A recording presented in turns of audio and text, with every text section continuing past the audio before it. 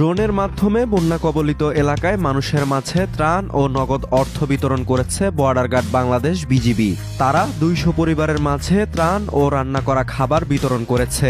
পাশাপাশি ৪০০ মানুষকে বিনামূল্যে চিকিৎসা সেবা সহ ওষুধ দেওয়া হয়েছে।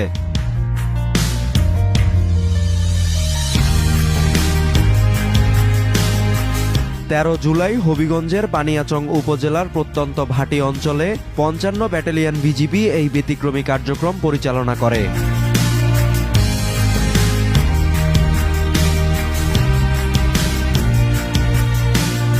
বিজিবির এই মানবিক ও প্রযুক্তি নির্ভর উদ্যোগের প্রশংসা করে জেলা প্রশাসক জি.এম. সরফরাজ জানান, ড্রোনের ব্যবহারের ফলে দুর্গম ও যোগাযোগ বিচ্ছিন্ন স্থানেও সহজে সাহায্য পৌঁছানো সম্ভব হয়েছে।